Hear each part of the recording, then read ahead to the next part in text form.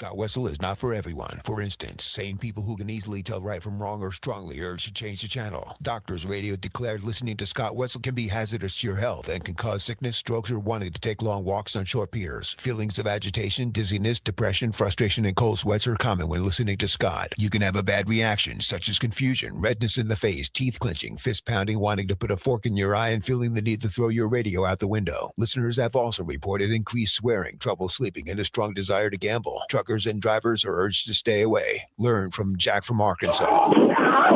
As for women, don't even think about it. Oh no, my nipples clearly got erect. You've been warned. Now, here's your host, Scott Wetzel.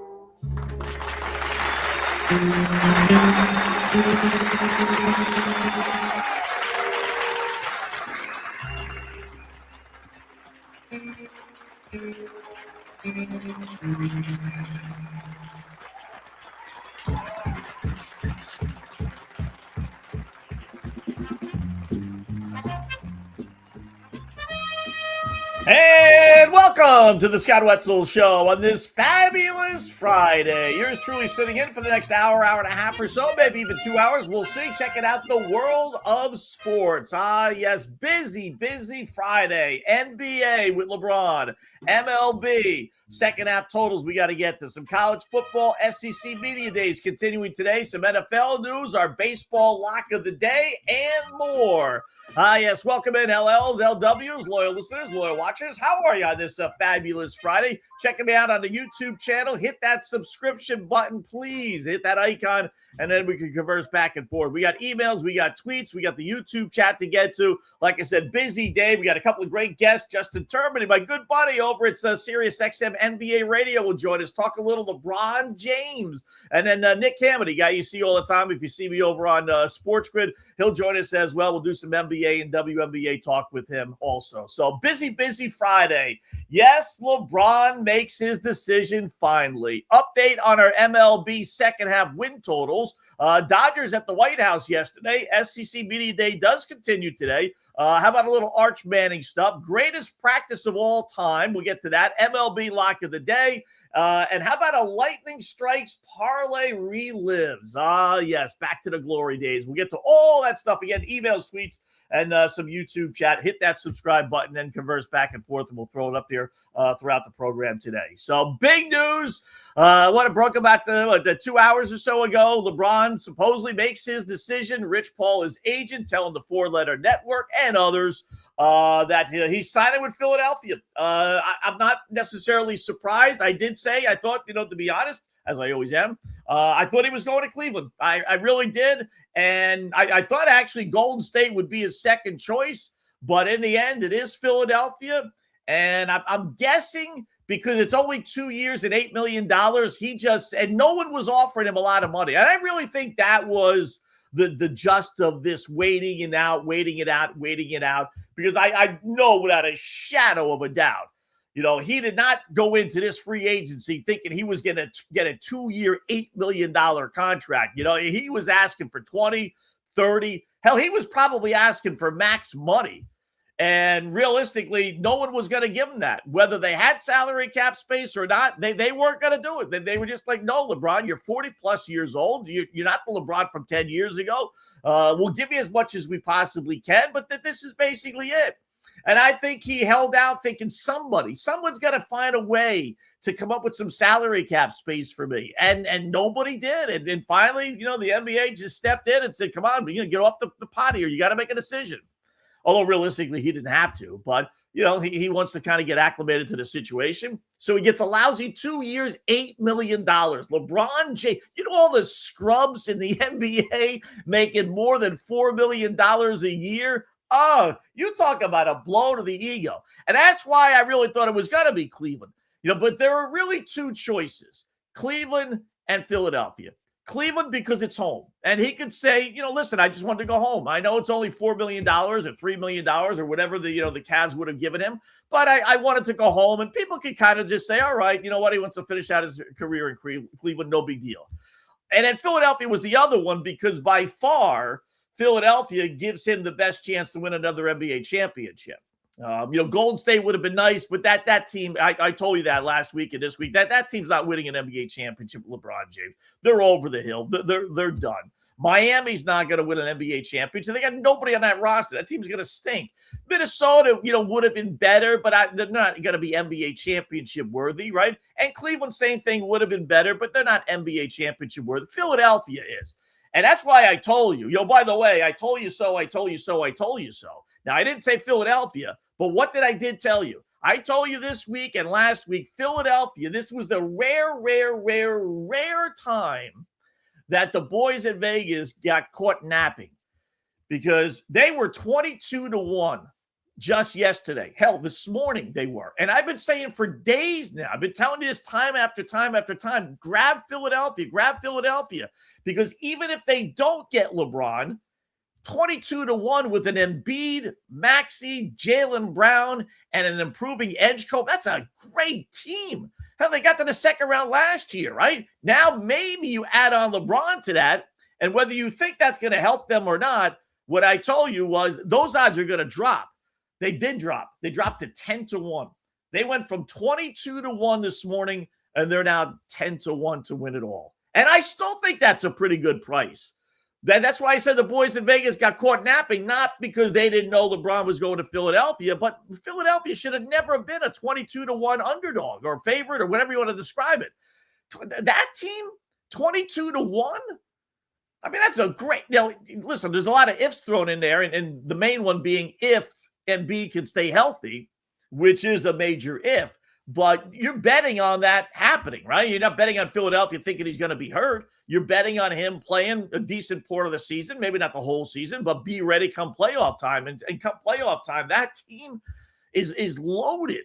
22-1. I didn't understand that. I really didn't. And like I said, I even think 10-1 is pretty good. Now you got to throw one more if in there. And this if is, can LeBron James, if LeBron James accepts that he's 40 plus years old, he's not the number one option. He's not the number two option. I don't even know if he's the number three option. Realistically, he's probably maybe number four, right? Embiid will always be number one. Jaylen Brown will be number two, I suppose. And Maxey will be number three. Maybe you can flip Brown and Maxey. That's a great. Then you got Edgecombe who wants to get his shots. So is LeBron going to fight that? Is he going to try and, I don't think he would try and serve Embiid, but, is he going to try and be the second guy? So that's a big if, but at 22-1 or even 10-1 now, that's worth it. That is worth it. So Philadelphia hit the home run. And I told you about Miami. I'm telling you, when they released that thing 2 days ago, saying it was an accident, I told you it wasn't an accident. That was them, telling the world that he's not coming to Miami. Not the other way around, not, oh, he's coming to Miami, but we're going to sit on this for 4 days, 5 days, and tell you next week. Teams don't make those kind of mistakes. That would be a monumental mistake. No, you would do nothing but, as I told you yesterday, piss off LeBron and risk him going elsewhere. So the only reason you do that, and that was done on purpose, is just to tweak LeBron, maybe get the fans to hate LeBron. Maybe Pat Riley's pissed off at LeBron that LeBron said no to him, so we're going to pretend that he's coming here, and now we can blame LeBron that he's not coming here. Something along those lines. But I knew he wasn't going to Miami. When that happened, I said, no, it's not going to be Miami. So Philadelphia, is still, they did overtake Boston as far as odds are concerned, which is what we care about a lot here, on the Scott Wetzel Show. So right now, OKC is still the favorite at plus 260. San Antonio is next in line at plus 270, so about equal, obviously.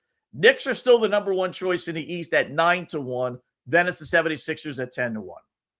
Philadelphia was behind Boston, which is now 14-1. Toronto, which is now 20-1. And Detroit, they were ahead of Detroit, which the Pistons are 25-1. So they were kind of stuck in the middle there, about fourth, fifth choice. Like I said, it's still a 10-1. That's not a bad thing. That really is not a bad thing. And if you get good reports coming out of Philadelphia when training camp opens up in a couple of months, I'm guaranteed that'll, as much as you can guarantee anything in betting. I'm telling you that's going to go even lower. I don't know if they'll overtake the Knicks, but by the start of the season, but I wouldn't doubt it. I really wouldn't doubt it. I got a funny feeling that there's been so much hoopla with the Knicks. Boy, they are a classic case of Super Bowl hangover, if you will. Obviously, it's NBA championship. But is that team – listen, that team wasn't great in the regular season. Hell, they weren't great in the first round of the playoffs. They just went on just a great, great, great run. Could that team struggle the first month or so of the season? Absolutely. Could Philadelphia come out flying first month or so of the regular season? Absolutely. So I don't think this is one of the rare times where it's not the worst thing in the world to put your money away a couple of months early. I know you got to wait all the way until next June to cash that 10-1 ticket. That's a long, long time, Scott. I get it. It's almost a full year. But if you want the maximum number, the only thing that could change that is Embiid, getting hurt over the summertime doing something stupid, or one of these guys getting hurt, right? But so there you go, LeBron. And we'll talk to Justin about that. We'll talk to Nick about that as well. So I won't spend too much time on that. But think about the practices that these guys are going to be able to have. I mean, with that starting five, if they split them up, Embiid and Maxey on one side, LeBron and Jaylen Brown on the other side, Edgecombe can be, pick a side, whatever you want, right? I mean, that's going to be a great, great practice if they take it seriously. What happens to Bronny James, by the way? Is he going to be released by the LA Lakers and join Philadelphia? Here's the thing. Bronny is on a guaranteed contract for another 2 more years, 1 more year, 2 more years. But, he's making not that much money, right? $2.5 million. But, if they could only give LeBron $8 million, then they got to be capped out, right? Because they would have given him, I'm sure, a lot more if they had more. So are they going to have room for Bronny James? Does, LeBron just say, you know what, Bronny, you're on your own now. Finally, you're on your own.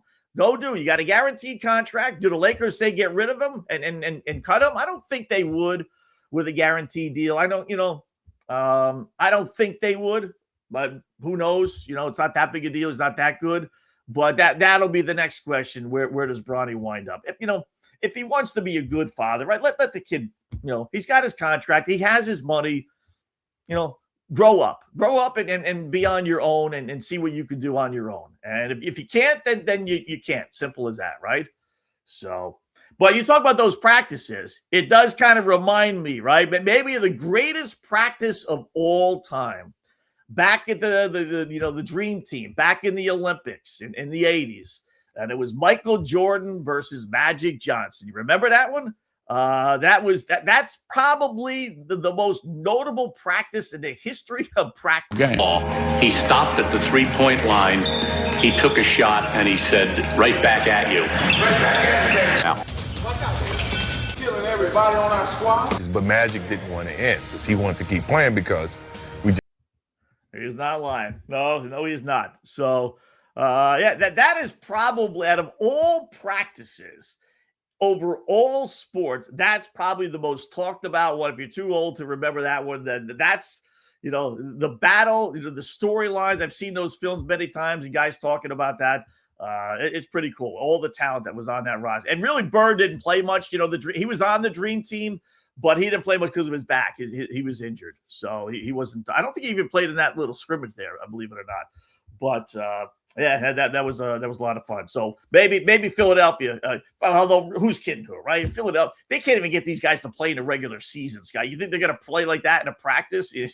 Yeah, no, they're not. You're right about that. So, like I said, we'll talk to Justin Termody here coming up in about 15 minutes. We'll get some more thoughts out of him. Baseball yesterday, basically we had 5 games, as I told you. Oh, by the way, gave out another winner at the we gave out the under in the Detroit game, which it ended up being under 8.5, 4-3. Tigers win. Cha-ching, cha-ching. So tough little spot for the LA Dodgers. They start a 3-game series with the Mets tonight here in New York. So they had to fly to Washington to be with the president yesterday. How about that? They actually, that was pretty cool, right? But then they got to hop on a plane, and no big deal, Washington to New York, but still, something to worry about. Oh, you have to be kidding, huh? Wow. Do I have to report this? I don't want to report this. That's beautiful. Thank you very much. It's got your name on it, so that's so only good. worth it. That's right. That's really beautiful. That's beautiful. Thank you, fellas. You know what that looks like. Thank you very much. And? You know what? Kind of like they wore the jersey. Right. And a World Series jersey. Thank you very much. 47. Well, thank you. Okay. Little something there. He didn't really. He kind of poo-pooed the jersey. I thought he'd get a kick more out of the jersey, but he's got a diamond ring, so clearly not. So, but anyway, good for the Dodgers. I don't know if the Knicks are going. That's the big topic, or one of the big topics around here in New York, where the Knicks are going to go. They accepted the invitation, but who, in fact, is going to go is really the question. Not necessarily will they go or not, but I would think they all go, to tell you the truth. I know it's been a little while for an NBA team to go visit the president, with Trump anyway in office. But as close as he is with the owner of the Knicks, I got a funny feeling they're all going to, step up to the plate and go. And as they should, no matter who the president is. I'm basically, a Trump guy, if you want it labeled yes or no. But whether it's Trump or whether it was Biden or whoever it may have been, teams should put that stuff aside and just go. I really do believe that.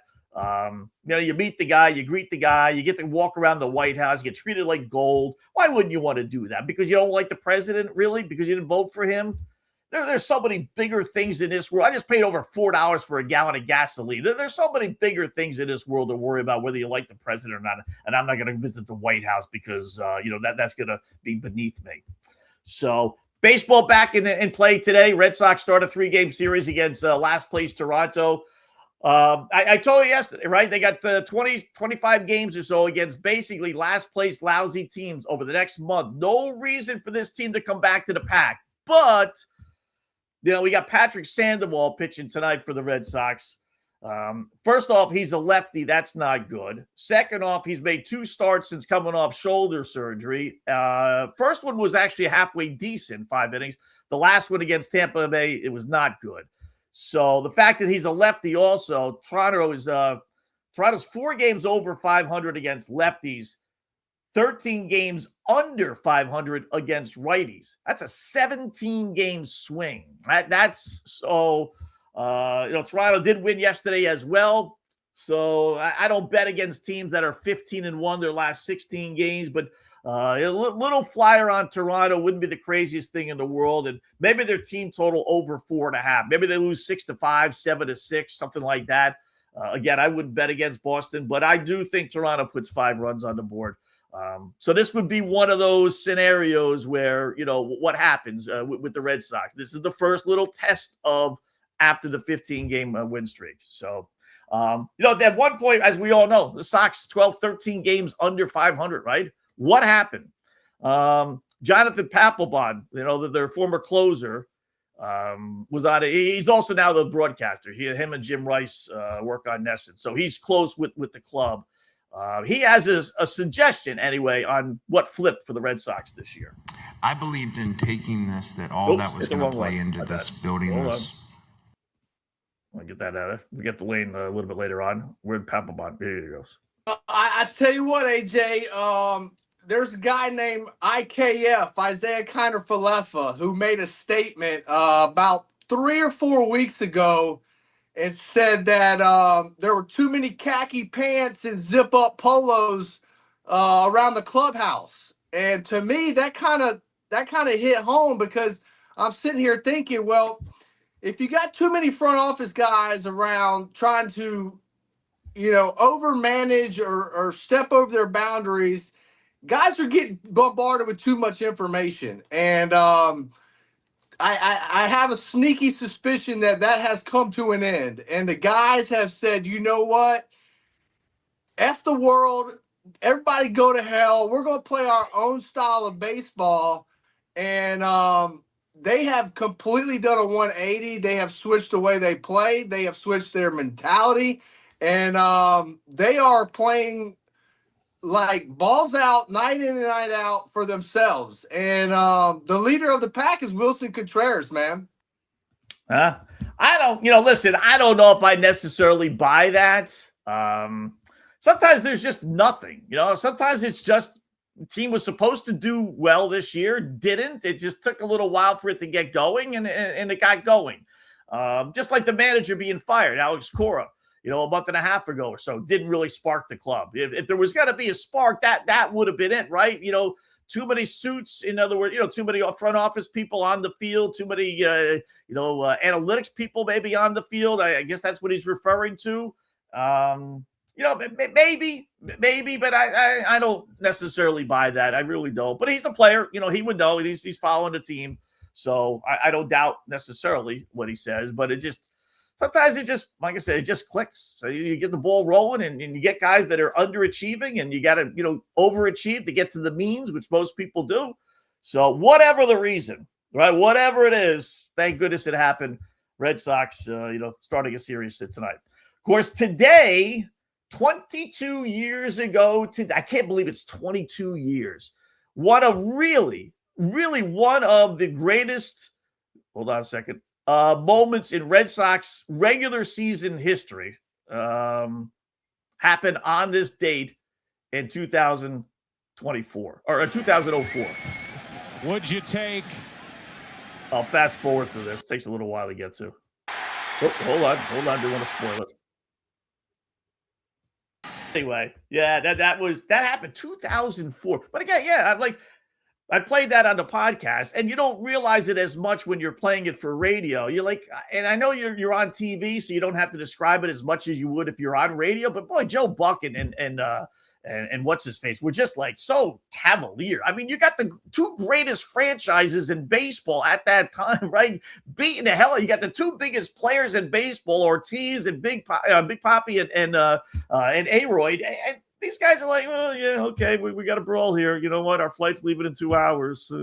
Let's bring up hockey brawls. Tim, what are you talking about? Who cares about hockey? I don't know what kind of point he was going to make there. He got kind of cut off there by Buck, but. Yeah, that was the glory. That's when the Red Sox rivalry with the Stankies was good. But I will say this, I'm old enough to remember this.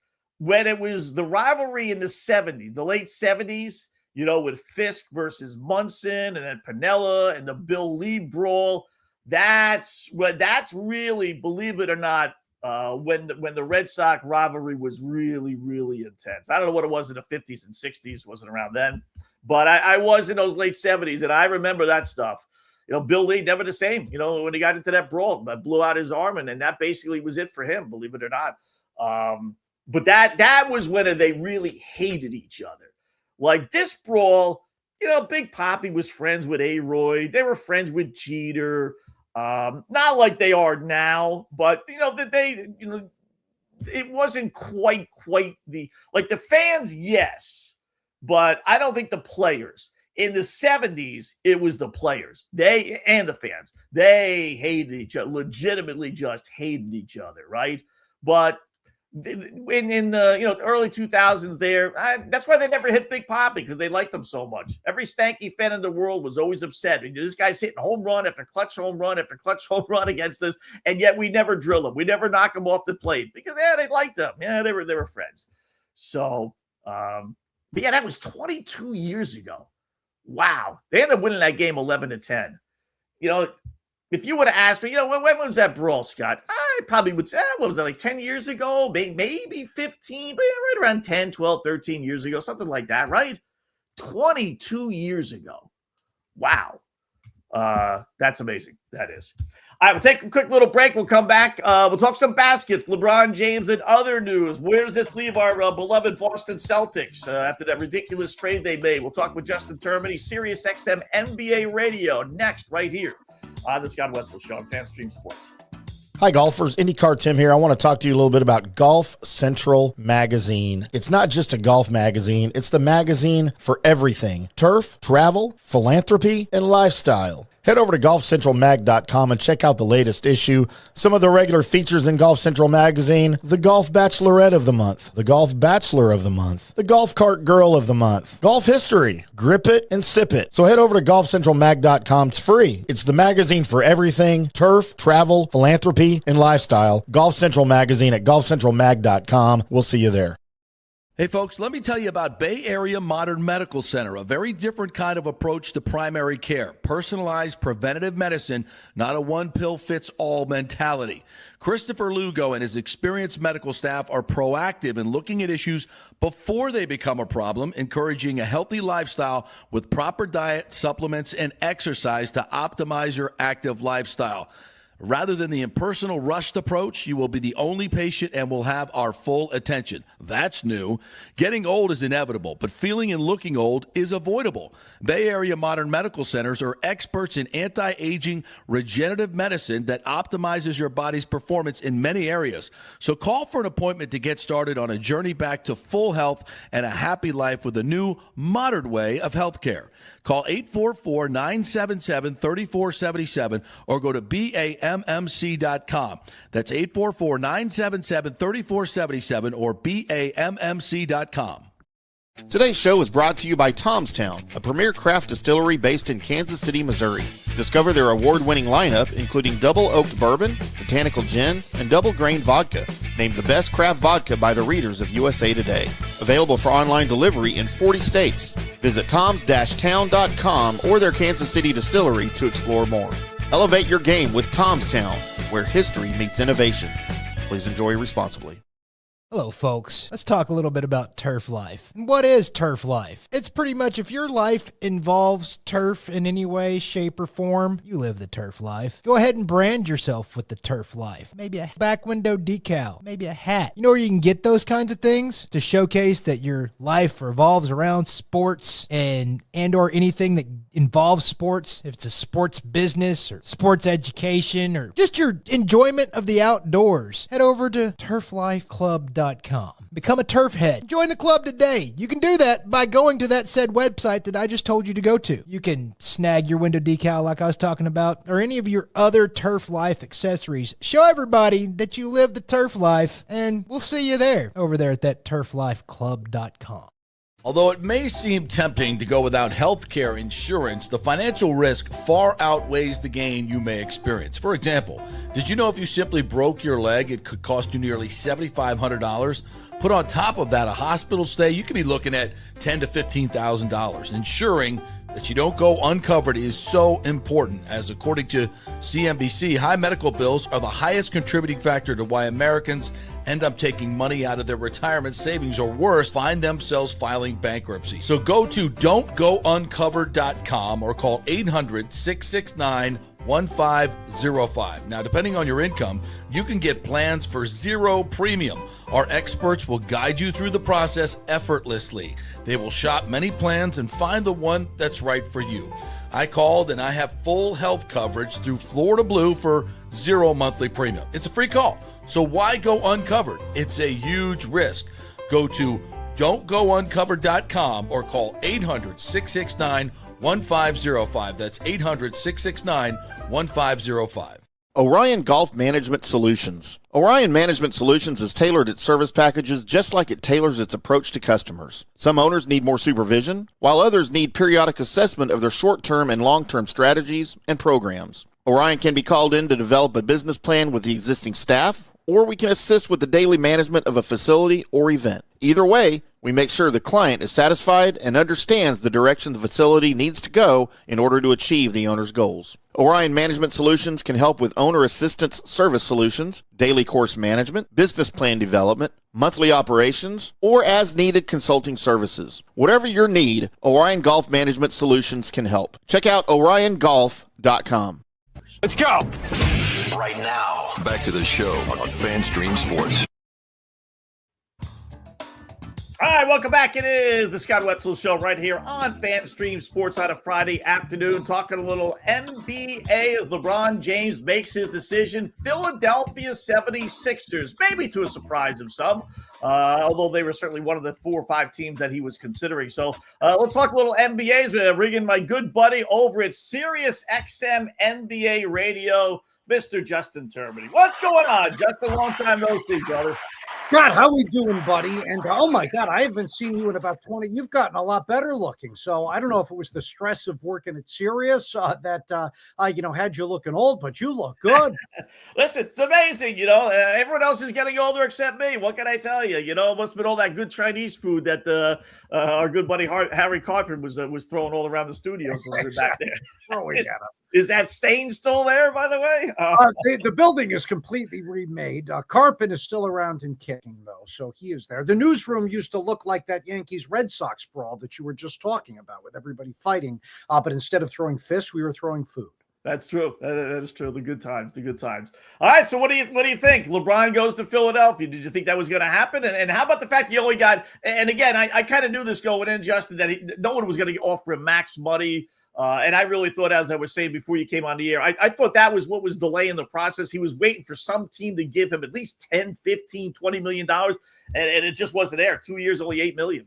Yeah, and I thought it was also maybe waiting for something to be done with Anthony Davis or Kyrie Irving. There was a report a couple of days ago from Kevin O'Connor over at Yahoo Sports. It doesn't surprise me from a winning perspective, because he kept saying like winning, or at least, Rich Paul had been saying on his podcast that he was all about winning and happiness. And I thought the winning is there in Philadelphia. Certainly the most talented team that he could have joined that was on his list. I'm not sure about the happiness, though, because LeBron wasn't really happy in LA being the second to third guy behind Luka. Some thought maybe Austin Reeves as well. And now he's either going to be the third or the fourth guy here in Philadelphia, because Joel Embiid, if healthy, is now still the most talented player on that team. He's just a couple of years removed from the MVP. You've got Tyrese Maxey, who needs the ball. You have Jaylen Brown that needs the ball. VJ Edgecomb's not high enough up the pecking order to demand the ball because he's just a second-year player, but he plays better with the ball in his hands. And, of course, LeBron is going to need it. So they have a ton of talent. The fit is going to be fascinating. The egos are going to be fascinating, because the two biggest narcissists maybe in the entire league are LeBron James, and maybe in the history of the civilization is LeBron James. And then Jaylen Brown's pretty high up that list as well. So how their personalities fit in, how their styles fit in, going to be very interesting. Yeah. Ultimately, do you think it's going to happen? I mentioned earlier they were 22-1, which I never understood anyway, Justin. I know you don't get into the gambling aspect too much, but I thought that team without LeBron was the best team in the Eastern Conference. You throw out LeBron, you still have those other four. It's like, why would this team be behind Boston and some of the other clubs at 22-1? Now it's down to 10-1. So ultimately, come playoff time, when it really matters, do you think they will be able to put it together if they're healthy? I still think the concern one is if they're healthy, right? Because Joel Embiid is never healthy. Offensively, if they can set their egos aside, that's going to be a big hurdle. But the other thing is nobody can defend on this team, because LeBron James can't defend, hasn't tried to defend in like 5 or 6 years. Now the postseason, he can turn it on, and I feel like almost every other game, not basically the 16 that you need to win plus all the games that you're going to lose. So I'm not sure if he could do it 20 plus games where he turns it on defensively. Tyrese Maxey is a negative defender, as bad as Jokic is defensively. Joel Embiid's actually worse defensively than him right now, because he can't move his feet. Jokic chooses not to move his feet. Embiid can't move his feet, especially if you get him out on the perimeter. You can torch him. And I think Jaylen Brown's a significantly overrated defender who can turn it on at times one-on-one if he's guarding like Luka Doncic, Kawhi Leonard, one-on-one. But off the ball, we're talking about one of the, I guess, less intelligent off-the-ball defenders in the sport right now. Offensively, the fit will be a concern. Defensively, just the capability will be a concern. But they do have the talent, and they are in the weaker of the two conferences. Yeah. I thought that he was going to Cleveland, Justin. I really did. Knowing that he wasn't going to make a lot of money, I thought that would be the one way he could kind of justify a smaller salary. Just, but I'm going home and finish my career with the Cavs. It's got to be a blow to his ego that he could only come up with $8 million for 2 years. But two, did you think he was going to? How surprised are you that he's with Philadelphia? Yeah, I'm more so surprised that he's anywhere other than Cleveland, because I thought he was going to Cleveland as well to kind of finish out the story, because I assume like this documentary he's working on is going to be that phrase he always uses, right? Just a kid from Akron. That'll be the title there as he paints that up. And the other reason I'm confused is you can play with the emotions of the Miami fan or the Golden State fan or some of these other cities that he was teasing a little bit as he was seeking his attention. The idea that he used the Cleveland fans' emotions again, I think is a bad look. Those people were the one city that maybe loved him unconditionally. Like he was a business transaction in LA. He was a business transaction in Miami. It's a business transaction now in Philadelphia. But to me, shame on him that he played with the emotions of the Cavalier fan again, left him twice. And then this was almost like leaving him a third time, because he left open the possibility that he was going there. He's hanging out in Ohio in the offseason, putting himself all over Instagram, and then to kind of, pull the rug out on them. I thought, I don't know how they'll react in Cleveland. I would assume that there'll be some people that are turned off by it. Yeah, I wonder if he could do something that would turn those people off. Like first time Philadelphia plays in Cleveland, you think they'll boo him? Would they go there? I would if I was a Cav fan, because I think, Justin, he knew. I think once he was really, and he didn't choose to leave LA either. They pushed him out. Exactly. And I think he knew, weeks ago where he was going. I really do.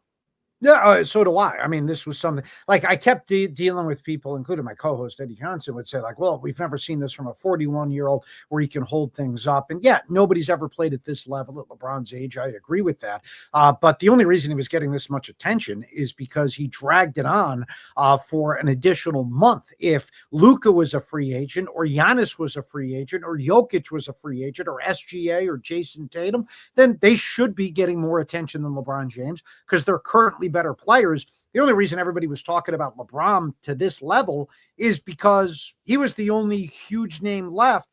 So he did it clearly for attention. I think he knew probably a while ago, but this guy, I think attention is basically air to him. He needs it to live. Yeah, he's a media whore. There's no two ways about it. He's just a media whore. So where does that leave Bron? Not that it matters, but where has Bronny ended up? Anywhere? I think he needs to stop following his father around. It's like, all right, you got him into the league. I thought that was a little bit weaselly and unbecoming, but you can't be following daddy everywhere. It's time to be, a man, make your own career. If you're good enough to cut it, then you're good enough to cut it. If you're not, and you follow him to Philadelphia, I think that's a horrible look. I mean, what's he, a 20-year-old kid, got a shot because of LeBron.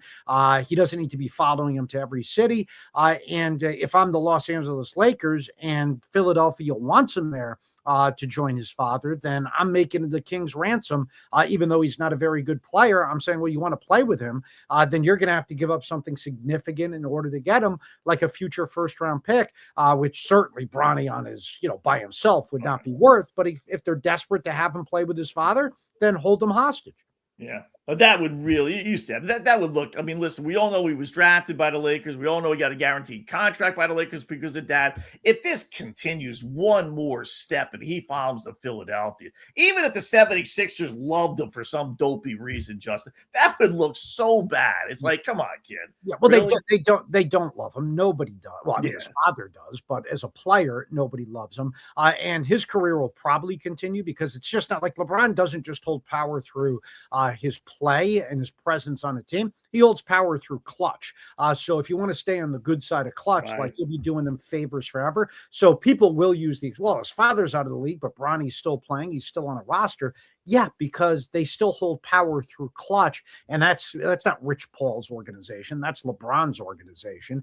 And if LeBron wants him playing, they will utilize that power to keep him in the league for several years to come. Yeah. You're a Celtic fan like I am, obviously. Well, what'd you think of what Boston did this offseason? Well, I mean, they basically led their biggest rival, or second biggest rival, to the doorstep of a championship by hand delivering them Jaylen Brown and LeBron James, because LeBron's not going there without Jaylen Brown. So the Sixer fan can thank the Celtic fan, or thank Brad Stevens. I didn't have an issue with the Celtics moving off of Jaylen Brown because I felt it was time to go. I thought some of the comments that he was making, it's just they were unbecoming towards Tatum. Tatum's clearly the better player of the two. Now, what they got back from him wasn't great. Do I think the Celtics will be serviceable this year? In the regular season, absolutely, just like they were last year. Jason Tatum's a better player than Jaylen Brown. Joe Mazzulla is a really good regular season head coach, but I think you'll run into some of the same problems once you get to the postseason, where the Celtics do it every night by playing hard, by being professional, by being organized. Once you get to the postseason, everybody's playing hard, so the talent gap means a little bit more. So I could see them having another really good regular season, maybe even finishing higher than Philadelphia.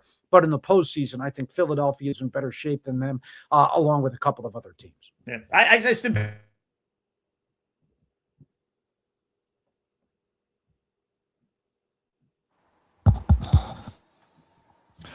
Scott looks like he froze. Seriously. So if you have that serious attitude, you're going to do better, right, than most other teams, because most other teams don't, take them seriously. So, but come playoff time, and I was not afraid to move away from Jaylen Brown too. I wish they would have made the Giannis trade, though. Whatever.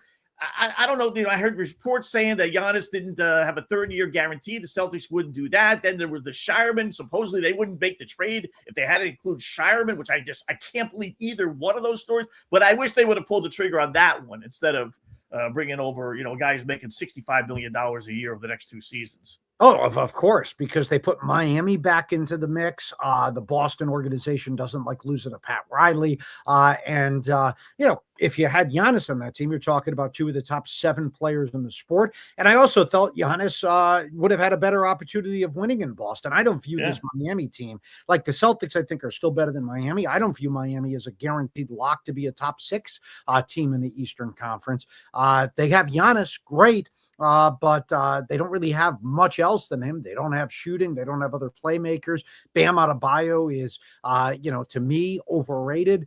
So Miami is a borderline top 6 seed as currently constructed. They could still do something else prior to the start of the season. But now that they've missed out on LeBron, they got to be nervous about not even being a top 6 seed. Yeah, the team was decimated with that trade. I mean, I understand why you made it, but there's nobody else. They're all gone. And it wasn't a good team. Just a great job. Yeah. Yeah, exactly. Even beforehand, they really were. They're just sitting in mediocrityville. So, Jess, where can the viewers check you out and what time? So 4 to 7 Eastern time. Not today, though. Serious genius move. They gave me the day off. So 4 to 7 Eastern time, Monday through Friday. Yeah, the day LeBron signs, Termini's not working. So 4 to 7 Eastern time, Sirius XM NBA radio with my co-host Eddie Johnson. And then Termini also started up a YouTube page. Termini Crashes Out there on YouTube. It's called Termini Crashes Out over on YouTube. So thanks, Wetzel. No problem, man. That's we're on. That's we're on. So, Josh, great job. Make sure Howie cleans up that stain, and we'll do it again soon. Howie Carpin, one of the legends of the business. Absolutely. Thanks, Josh. Appreciate it. All right, there you go.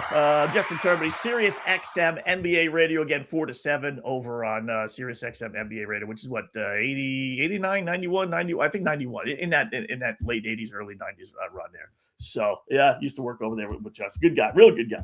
So, so he kind of is in the same vein. Celtic fan, same thing. We weren't afraid of moving away from Jaylen Brown. We ran its course. They never won. They just, the one time. So I just wish they would have pulled the trigger on the Giannis thing. That would have been, whatever it was, it's got to be some stupid reason.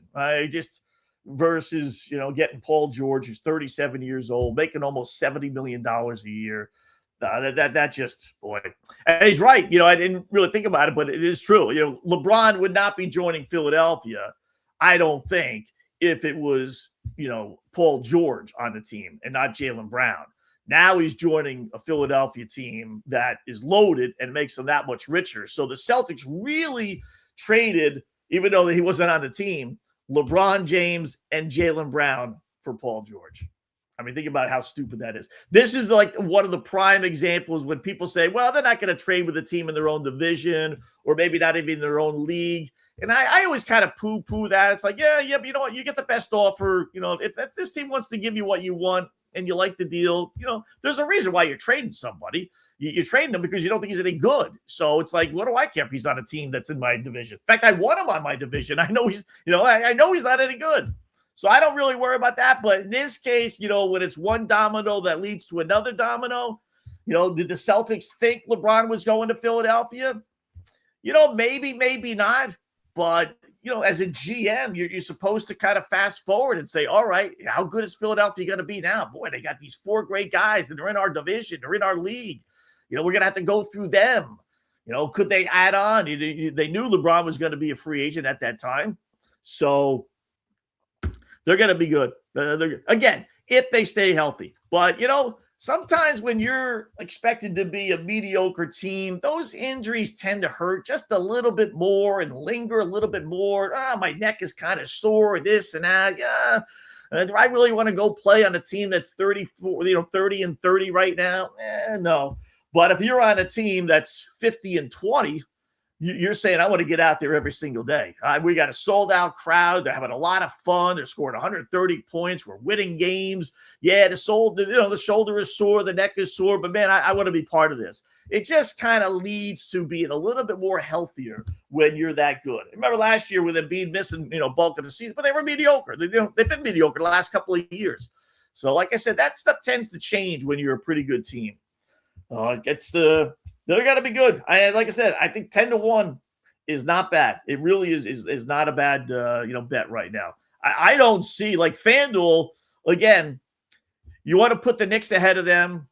I wouldn't. I really wouldn't. But okay, I understand that. And then Spurs and OKC, it's not necessarily who's in front of them. It's the odds that you're getting. You could have 20 teams in front of you, but if you're all minus, or plus 210, 220, 250, 3-1, 4-1, what's the difference? Who cares? But they're double digits still. I mean, maybe they don't have any faith in that team at all. Just I don't know why. But it's 10-1 is actually a halfway decent team. That team healthy versus OKC and San Antonio, I think a healthy Embiid would just destroy Wemby. I think the Spurs are getting way too much credit. I think he got exposed. He's got to improve a lot. If Cat can take him down, what could Embiid do? I think he could. I think a good head coach, Nick Nurse, will be able to put that team together. Yeah. I hate to say it because I don't want to see LeBron, and we're going to have to put the black cloud on the Philadelphia 76ers because we do not want LeBron James winning another championship. That is for sure. So, SEC Media Day continued. We'll get into it a little bit more on the other side, but all the coaches talk and everything else. And one was Lane Kiffin, who clearly is the focus of the league right now. It's amazing. Now, he was in the league, obviously, at Ole Miss, but it's amazing how Georgia is great, Alabama is great, Oklahoma, you got Arch Manning at Texas. And I made a list, which we'll go over here in a second, of the best games in the SEC this year. Man, a lot of them pertain to Lane Kiffin and LSU. Program. You have the branding of LSU. You have the history of LSU. You have the Tiger Stadium, most iconic place to play college football, the Cathedral. And then you put that with us, with our systems, and I don't like talking about myself, whatever you call the Lane Kiffin factor. And you bring that in, as you allude to, and you combine that. I think that all goes into that. Now you have 12 players with Nike NIL deals, the first offensive lineman ever. No other schools above 8. We didn't say like 12, 11. We didn't say just SEC schools. So it's a big reason why we're here. When I said that first press conference, like, it's just different. We're going to make this thing different than anywhere else to go when you combine LSU and us, and you're seeing it. We just on stage had that question in the Vanity Fair and all that, whatever, and as I walked off, and I didn't really want to say it, but when you talk about the changes of places, somebody said it the other day. They said, like a month ago or whatever, they were like, well, he's been here 6 months and he's had more 5-star signees and commits than he did in the previous 6 years combined. That's kind of proof to me of the decision and of the combination of the two, us and LSU. That's the $64,000 quote there at the end, right? He has more signings in one off season than he had in his 5-6 years at Ole Miss combined, as far as 5-star recruits. So people, this past off season when he was leaving Ole Miss, like, why are you leaving Ole Miss? You're in the championship and this and that and what have you. You can make the playoffs. You can recruit. Yeah, I don't know how he did, but he did. Give him credit. But that last statement there just puts it all. At LSU, I have so much more money, and just people would rather go to Louisiana than Mississippi, I guess. Both schools are beautiful. Not that I've been on either campus, but that says it all right there. That's how strong. But that said, LSU's schedule this year, I don't know what is their over under. Hold on a second. Let's get a college football. I should have had this written down. College football win totals. I'm gonna say it's probably 9.5, and it is 8.5. Okay, I wish it was 9.5 because I would go under 9.5. 8.5, but they got to go 9-3, right? Which you would think, okay, that's no big deal.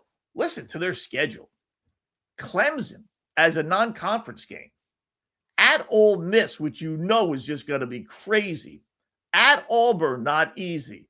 Alabama, Texas, at Tennessee. That is sick. That doesn't even include the Texas A&Ms and at Arkansas's of the world. That is a brutal schedule. That's why it's 8.5. Not that they're not any good, but are you going to go 9-3? You need to go 3-3 those other games, right? So can they beat Clemson? I haven't done my college football homework yet. I'm basically off the podcast next week. I'm going to start doing that, and the wife's going away the following week. Oh, heaven. So I'll start looking at this stuff a little bit more in depth, but I don't know if they can. Clemson's going to be good. They always are, right? Ole Miss, that's going to be like a war. At Auburn is never easy. Alabama certainly, even at home, is not going to be easy. Texas obviously is not going to be easy. At Tennessee is not like, maybe 3-3. The Clemson game is at home. Ole Miss is on the road. Auburn's on the road. Tennessee's on the road. Alabama and Texas are at home. And again, that would assume you're going to do win all the other games. I don't think they get there. I really don't. That is a brutal, brutal schedule. So some of the best SEC games, believe it or not, it's the first one on the board. If you told me, Scott, you could go to one game or watch one game, that LSU Ole Miss game, September 19th, Lane Kiffin returns. Oh, they hate him. Oh, they just absolutely hate him for doing what he did. That is going to be college football at its finest. That's probably the game of the year. LSU, Ole Miss. Who would have thought that, 3, 4, 5 years ago, right? Ole Miss, LSU. Why? It's not going to be Ohio State, Michigan, or any of the other great, Alabama, Auburn, or any of the great rivalry. No, LSU, Ole Miss. I can only imagine. We got a ticket broker that's part of our podcast, Rafi Tickets, we call them. And Rafa, I don't know if you did Ole Miss this year. He's pretty shrewd, so I'd be surprised if he doesn't have some Ole Miss tickets to resell. But I bet there's no more expensive ticket than that LSU Ole Miss game, believe it or not. That's a good one. Oklahoma, Georgia, pretty good. September 26th. You got the Red River Shootout, Texas, Oklahoma, October 10th. How about Georgia, Alabama, October 10th? How good is October 10th going to be in college football for Ole Miss or for the SEC? Let me just out of curiosity, let me see who else is playing. Let me go to October 10th here real quickly, because that is setting up to be a monster weekend. That's week 6. Let me go to SEC, and we have Georgia, Alabama, Tennessee, Arkansas, South Carolina, Florida, LSU, Kentucky, Texas A&M, Missouri was pretty good. And then Texas, Oklahoma, 3 o'clock or 3:30. All right, not as good as I thought. I thought if they had like 1 or 2 monster games, that would have been just like a phenomenal weekend. But still, that's halfway decent, right? Georgia, Alabama is October 10th. Texas, Oklahoma, October 10th. Florida, Georgia, world's largest cocktail party, which they can't call it anymore because of the woke community, October 31st. Alabama, LSU, November 7th, and then Georgia Ole Miss, November 7th. That should be a great one. The rematch of the two good games that they had last year, one in the regular season, one in the postseason. So those are probably the top 8 college football SEC games. There's 8 or 7. 1, 2, 3, 7. Top 7. But that LSU schedule is brutal. Just brutal. Really is. But we'll do a whole slew of college football next week. We'll start diving into it a little bit more and more. So 3 o'clock Eastern time to take a quick little break. We'll come back, do some more WNBA, get some all-star thoughts from our good buddy Nick Hamaty over at ZoneCoverage.com. And, of course, we'll bring up LeBron James. ZoneCoverage.com. Nick Hamaty coming up next right here on the Scott Wetzel Show, FanStream Sports on a Friday afternoon. Hi, golfers. IndyCar Tim here. I want to talk to you a little bit about Golf Central Magazine. It's not just a golf magazine. It's the magazine for everything. Turf, travel, philanthropy, and lifestyle. Head over to golfcentralmag.com and check out the latest issue. Some of the regular features in Golf Central Magazine: the Golf Bachelorette of the Month, the Golf Bachelor of the Month, the Golf Cart Girl of the Month, Golf History, Grip It and Sip It. So head over to golfcentralmag.com. It's free. It's the magazine for everything: turf, travel, philanthropy, and lifestyle. Golf Central Magazine at golfcentralmag.com. We'll see you there. Hey, folks, let me tell you about Bay Area Modern Medical Center, a very different kind of approach to primary care. Personalized preventative medicine, not a one-pill-fits-all mentality. Christopher Lugo and his experienced medical staff are proactive in looking at issues before they become a problem, encouraging a healthy lifestyle with proper diet, supplements, and exercise to optimize your active lifestyle. Rather than the impersonal, rushed approach, you will be the only patient and will have our full attention. That's new. Getting old is inevitable, but feeling and looking old is avoidable. Bay Area Modern Medical Centers are experts in anti-aging regenerative medicine that optimizes your body's performance in many areas. So call for an appointment to get started on a journey back to full health and a happy life with a new, modern way of healthcare. Call 844-977-3477 or go to BAMMC.com. That's 844-977-3477 or BAMMC.com. Today's show is brought to you by Tomstown, a premier craft distillery based in Kansas City, Missouri. Discover their award-winning lineup, including Double Oaked Bourbon, Botanical Gin, and Double Grain Vodka, named the best craft vodka by the readers of USA Today. Available for online delivery in 40 states. Visit toms-town.com or their Kansas City distillery to explore more. Elevate your game with Tomstown, where history meets innovation. Please enjoy responsibly. Hello, folks. Let's talk a little bit about turf life. What is turf life? It's pretty much if your life involves turf in any way, shape, or form, you live the turf life. Go ahead and brand yourself with the turf life. Maybe a back window decal, maybe a hat. You know where you can get those kinds of things? To showcase that your life revolves around sports and or anything that involves sports. If it's a sports business or sports education or just your enjoyment of the outdoors, head over to turflifeclub.com. Become a turf head. Join the club today. You can do that by going to that said website that I just told you to go to. You can snag your window decal like I was talking about, or any of your other turf life accessories. Show everybody that you live the turf life, and we'll see you there over there at that turflifeclub.com. Although it may seem tempting to go without health care insurance, the financial risk far outweighs the gain you may experience. For example, did you know if you simply broke your leg, it could cost you nearly $7,500? Put on top of that a hospital stay, you could be looking at $10,000 to $15,000. Ensuring that you don't go uncovered is so important, as according to CNBC, high medical bills are the highest contributing factor to why Americans end up taking money out of their retirement savings, or worse, find themselves filing bankruptcy. So go to don'tgouncovered.com or call 800-669-1505. Now, depending on your income, you can get plans for zero premium. Our experts will guide you through the process effortlessly. They will shop many plans and find the one that's right for you. I called and I have full health coverage through Florida Blue for zero monthly premium. It's a free call. So why go uncovered? It's a huge risk. Go to don'tgouncovered.com or call 800-669-1505. That's 800-669-1505. Orion Golf Management Solutions. Orion Management Solutions has tailored its service packages just like it tailors its approach to customers. Some owners need more supervision, while others need periodic assessment of their short-term and long-term strategies and programs. Orion can be called in to develop a business plan with the existing staff, or we can assist with the daily management of a facility or event. Either way, we make sure the client is satisfied and understands the direction the facility needs to go in order to achieve the owner's goals. Orion Management Solutions can help with owner assistance service solutions, daily course management, business plan development, monthly operations, or as-needed consulting services. Whatever your need, Orion Golf Management Solutions can help. Check out oriongolf.com. Let's go. Right now, back to the show on FanStream Sports.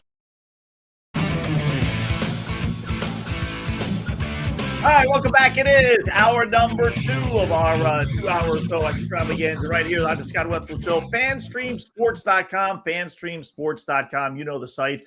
You're obviously watching it right now. You want to follow some of the other shows? You want to see some of those? Go to FanStream Sports, and all the shows are listed there. You want to follow us on YouTube with the YouTube channel? Feel free to send some comments in. A couple of guys have. We'll get to those here in a little bit. Thanks to Justin Termini joining us from SiriusXM NBA Radio last hour.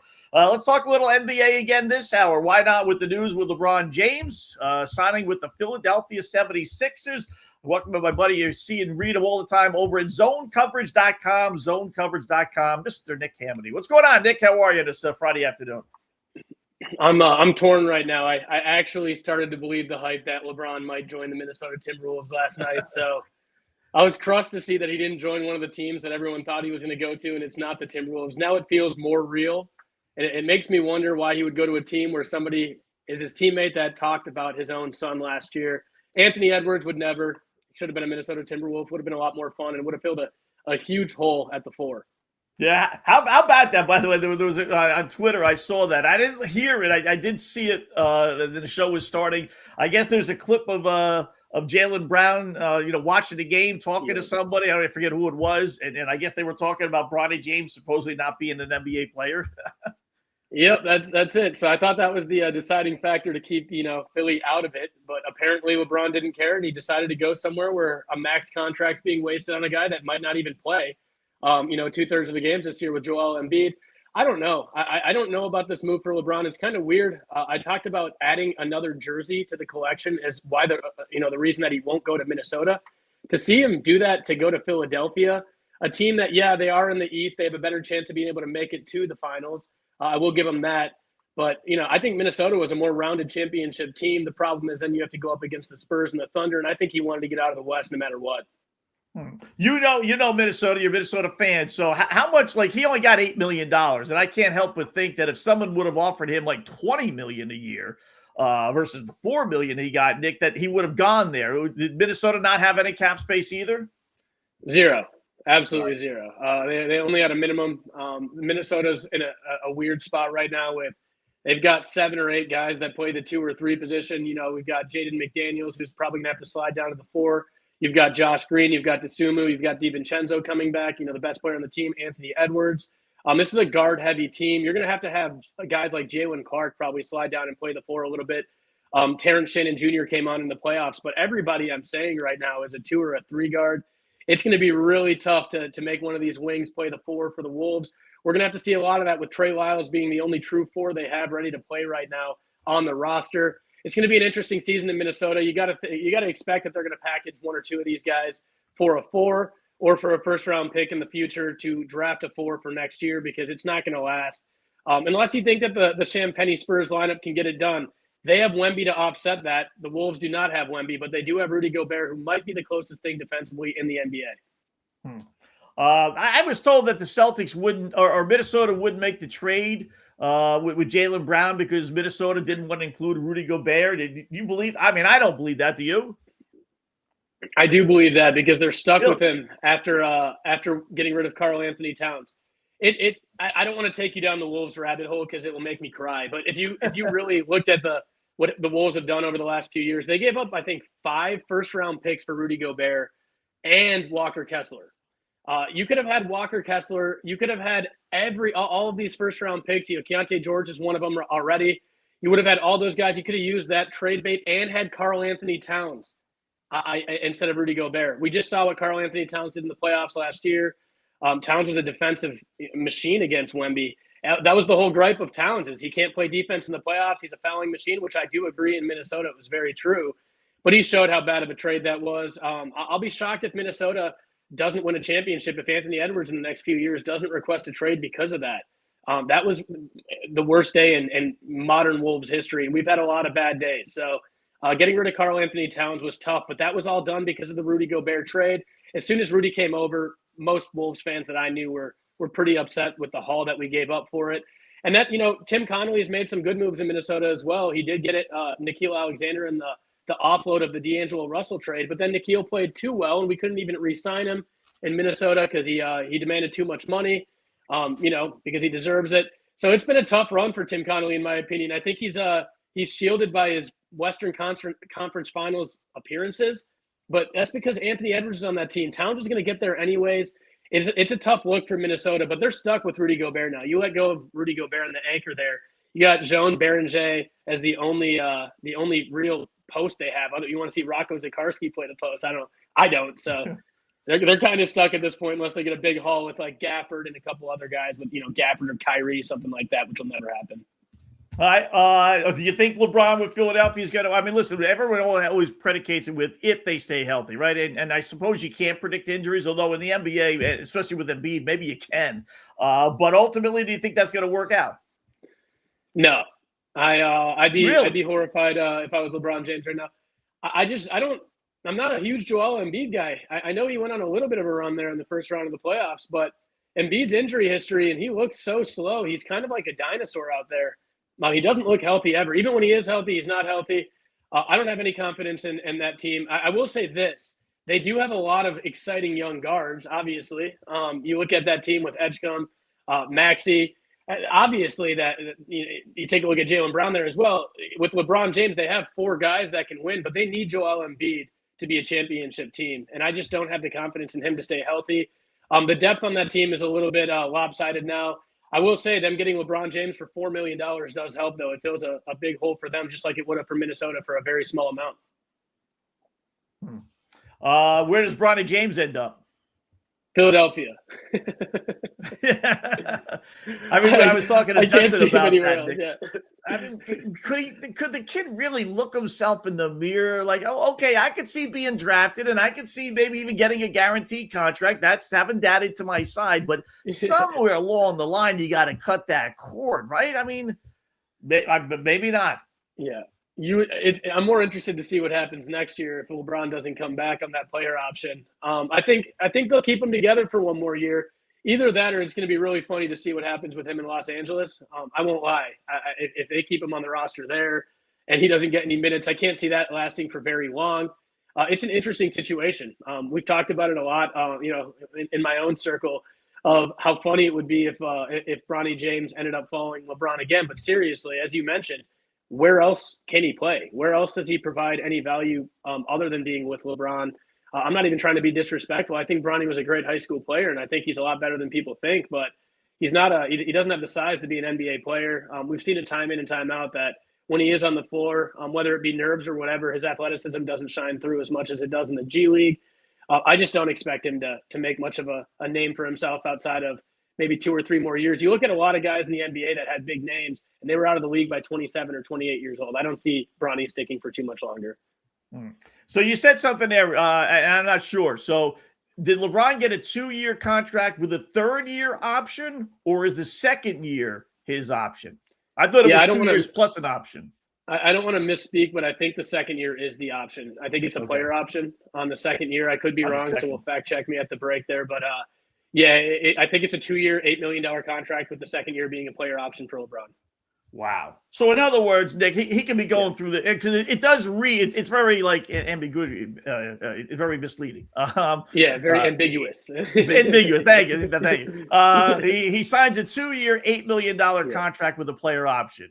I always hear that and think, okay, there's another year after that. But you're probably right, the 2nd year, which means he's going to go through this all over again. Like after the first year, he can have the greatest year in the world, and he's going to opt out because he wants more money. and maybe Philadelphia will have more cap space then, or he's going to have a lousy year. He hates Philadelphia. He's going to opt out because he wants to go through this whole process all over again. Yeah, my goal is to witness the Philadelphia 76ers fans boo LeBron James. That would make my day. It would make me very happy. I don't even hate LeBron. I just think the Philly fans are so funny that it would just add so much comedy to everything that's happening. But, LeBron gave an interesting quote about how he thought he was done. I don't believe that at all. I think it's a very illegitimate quote. He said it like 12 times in the last, 24 hours.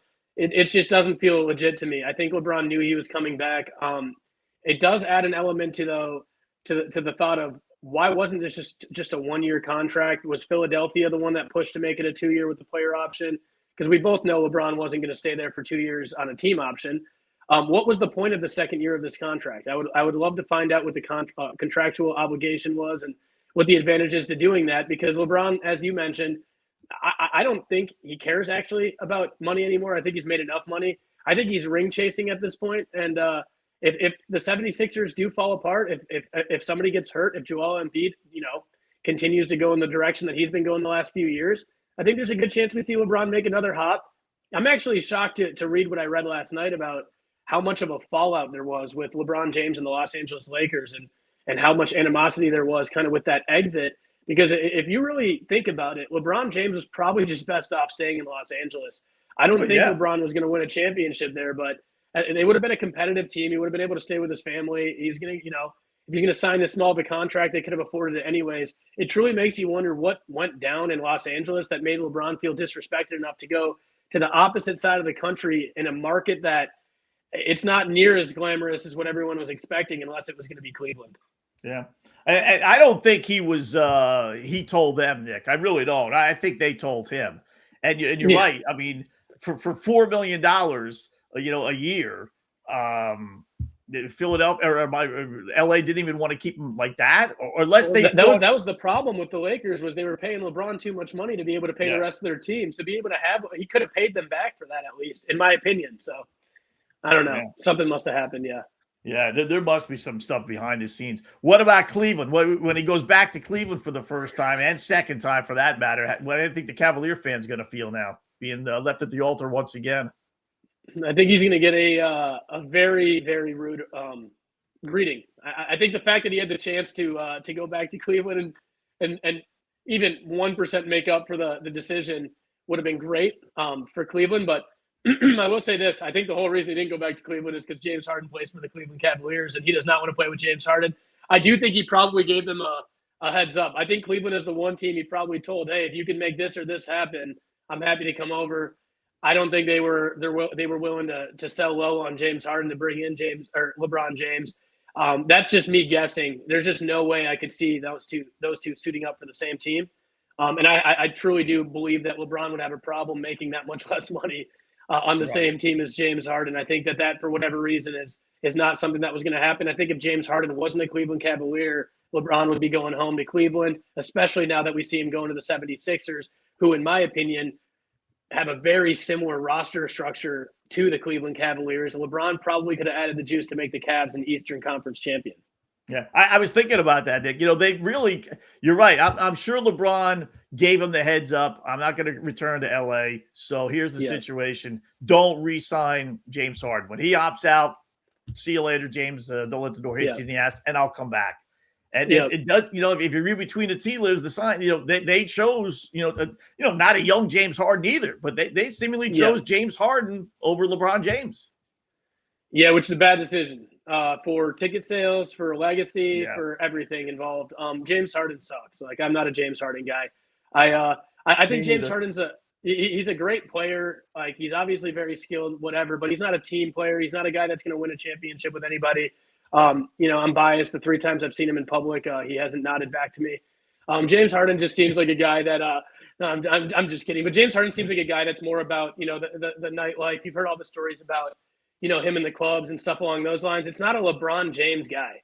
LeBron is as much as people don't want to admit it, LeBron is pretty Kobe-esque in terms of being locked in, being focused, and holding his teammates to a higher standard. And I don't think James Harden and LeBron are going to be two guys that we're going to listen to each other's opinions, in my opinion. And I think that's also why LeBron maybe didn't want to go to Minnesota. Is LaMelo Ball and Anthony Edwards are young guys. Jaden McDaniels is a young guy. These guys live a very different life.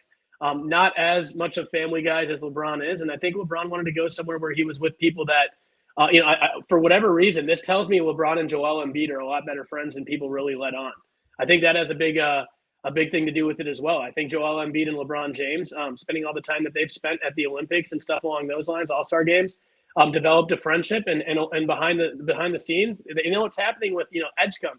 This guy is a future All-Star. You got Maxey, who is already dominating the league. You got Jaylen Brown, who, why did the Boston Celtics sell on him? You mentioned the Rudy Gobert thing with Minnesota. I would have given up Rudy Gobert myself for Jaylen Brown.